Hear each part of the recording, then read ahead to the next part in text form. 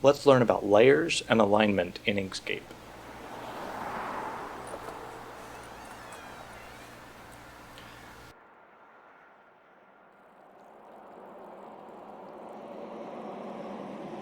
So we're going to make a little house, and in the process we're going to learn just about our layers and alignment and so forth. So we're going to start with just a square here, a rather large square, and I want to pick a color that's a little more like a subtle, like a sort of an old brick color. Alright, something like that. It doesn't really matter. And we're going to come in here, and if you've noticed me scrolling up and down will go vertically. If I hold shift, it will go left and right.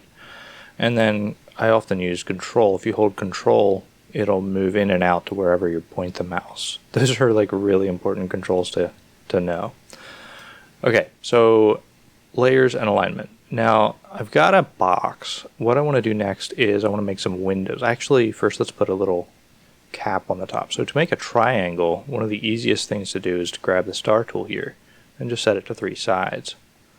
And now I've got a triangle. And again, if I hold control, I can make it just the size that I want. It's still the same color. We'll enable snapping, and then we'll hold control to slide it over, grab the top. We've got ourselves a little roof thing going on, making it look nice. Alright, let's grab another square, and this time let's make it pretty dark, like this is a window, okay? And we'll come in here and find the right size. Something like this, I guess. Maybe a little more vertical. Okay. Now let's put a little X thing in here, a cross thing in here. To do that, we want this one to be pretty light and pretty thin. And if I grab the snapping tool, and we're going to snap to bounding boxes and to midpoints, I can snap it there and snap it there. Now here's the problem. Okay, now we've got a window and a box. How do we align this window and this box where this center post is exactly in the middle? Now, I just cheated because it'll snap it there, but let's turn off snapping, and now it's kind of at a loss. So the alignment tool, if you go up to objects, there's an align and distribute tool, okay, and that's shift control A, and that brings you this box. And just quickly to go over this, we have a relative to option, and this will be a drop down that will give you what's your reference object. If it's to the page, then any of these controls will be relative to the page. If it's the first selected, let's just start with that, and we'll work with that. So if I say first selected, and I select this one, and then I hold down shift and I click on the box behind it, now it's going to do all the alignment relative to this post. So if I say center it vertically, it's going to move the box, the window box, back behind the post. Let's say I select this window first and then hold shift and select the post. Now my first selected, that's my reference object. So now it will do everything that I need relative to my reference object. Pretty simple stuff. Alright, so let's do it again. Grab this, we're going to duplicate it, drag it out here, and then we'll rotate it. We'll turn our snapping back on to get it to snap here, and we'll size it down. Turn off our snapping just to demonstrate that I can center it and center it. Alright, so now we've got a little window. It's a little bit of those are kind of thick. That's actually kind of bad. Oh well, it can be ugly. It'll still serve the same purpose. We're going to do now some shutters because this kind of looks pretty boring. So we'll do some shutters. We'll take our little rectangle here, and we'll duplicate this, and we'll do my trick like from last time where let's make this one a little darker, a little less saturated, and then we'll basically do an inset. and that's control and open parentheses. All right. So now we've got a little box. Let's pick our other color again, and we're going to make some slats in there, and we'll make it that color. Okay, so let's turn on snapping again. Let's get it to snap, and we'll snap it there. And then what I'm going to do here is set the color to be a gradient, and we will pick this second color, the darker color, and I'm going to make the gradient, edit the gradient.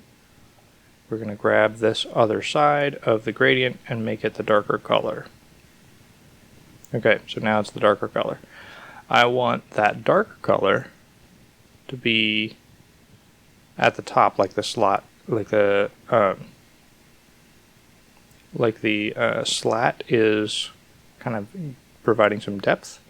Now I have snapping on, that makes it really easy. If you don't have snapping on, you can hold control and it will allow you to snap that way. And I want something like this. And I might even make that top one a little bit darker. Alright, so now we've got like a 3D looking slat, but it's kind of difficult to say just by itself. Let's copy it. So I did Control C, and we'll paste a bunch of them down along here. It's pretty inaccurate. But let's put our top one up here and our bottom one here. Now, distribution will say, let's select all of these and we can distribute them. However, if I go to try to select these, I can't drag a box around it, because if I try to click and drag, I can do it from here, but you could see how this would get to be a pain, because this needs to be in a different layer, in a background. I need to freeze this behind it so that I can work just on my shutter and window and all of those things. So let's go ahead and set up some layers. There's a layer menu here at the top, and if I click on layers, that brings me this layers dialog. Right now I just have the one default layer 1. Alright, so let's make a new layer, and let's call this one background. Now the background's at the top, so that doesn't work. I need to move it down. I'll move it down one. And I'm going to take these two objects that really should be a part of my background, and I'm going to go ahead and right click and say move to layer, and I'll put it in the background. Now if I want to lock the background, I just click the lock icon, and now I can not interact with those objects. That will make it easier. Okay, so let's select these slats. Now I've got them selected, but I don't want the background two objects. So I'll hold Shift and click on those two. So now the only objects I have selected are the slats. Now distribution is pretty self-explanatory. These pictures are really, really helpful. So if I want to align where the distance from the top of one slat is the same between every slat, I can click this, and now they're all distributed evenly top to bottom. And of course alignment, my first selected alignment, I can say let's make the left edge the same for all of these objects. And now just like that I've got all of my slats. The challenge is here I didn't make enough of them, so I may add a few more in there. I don't know how many it'll take. We'll do that, and I will unselect this one and this one, and we'll do the same thing. Distribute and left align. I think that's about right. The only problem though is now one of them is back behind. This is perfect. If I want to, first of all, let's center these up. So if I'll pick this one and I'll center it up. I will take the rest of these. I'll pick this one first, hold down Shift, select the rest of these, and align them all to the left. There's one problem, and that is this one slat is behind the box, and I can't see it. So up here in my dynamic menu, I can actually control that with these move up and down in the Z order. So as I move this up, the slats disappear because it's bringing this box in front of them. As I put it down, I can actually put it all the way down to where it's all the way behind. I can send it all the way to the back and bring it up one, and then we'll do the same with this. We'll send it all the way to the back. There is an object in here, I know there is. Let's take this and bring it to the front. There we go, that works too. Okay, so now we have a window and a shutter. Let's grab that shutter and let's make it usable. So if I right click on this, I can actually group all of these things together so that it acts like one. Now I can copy it and paste it and put it over here, and just like you would expect, I can basically align it so that they're the same height. Okay, so now I've got a window. I can take this whole window, Control G, group it together. It's a little large, so I'm going to scale it down. Copy it, paste it, and now I've got a set of windows. And we'll do the same thing, we'll align those. Let's move this one in. Alright, now one more trick to show. I'm going to grab and make a door. So let me go into my fill color, we'll make it a little bit lighter.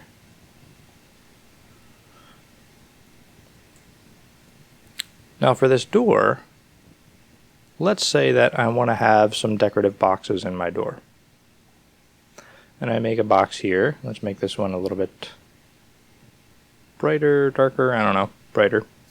And let's say I've got this box and I want to make a copy of that box and put it here.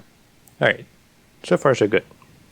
Except that now, how do I make the edges around both of these boxes the same height? This is kind of a trick. What do? If I drag this down, it's too big.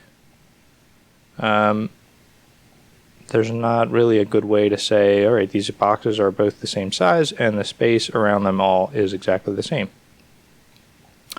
So what I can do is I can use a little trick. I can take this and make a new reference box, and we'll hold down Control to make sure that it's a square, make it the size that we want. I'm going to make it darker just so that I know it's my reference object, and we'll go ahead and snap it to the corner here. I'm going to duplicate the whole thing, and we'll use my inset trick.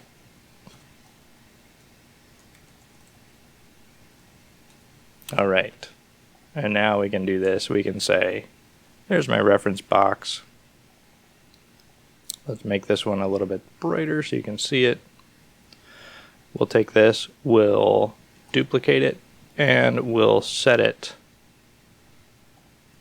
in the center. So we'll say center to this object and left to this object, right there. Alright, so that's where I want this, and now I can grab this and snap to the corner. That'll help. There we go. Copy it, paste it, put it here, and now it's the same everywhere. So there's little tricks like this, and as you go through and get used to this layers and alignment, you're going to find that those are really, really handy. One other thing that I think is really important to show you, it's a relatively new feature in Inkscape, is the Objects menu. So you click on Object, Objects. That will show you all of the objects. So let me close some of these so you can see it. And what we have now is we have our layer 1 and we have our background. So our layers show up in the Objects menu, but then every single shape and every group, so this is a group of shapes, and so every single object in our Inkscape scene is going to show up in this objects layer, and you can rename them, and let's call this door, and so this is a really, really useful thing if you just want to go grab the object that you put somewhere, or you're having trouble finding, like I was having trouble with that one slat. You can find it in this objects menu. Sometimes that's a big help. Okay, so with that, we now understand layers and alignment in Inkscape.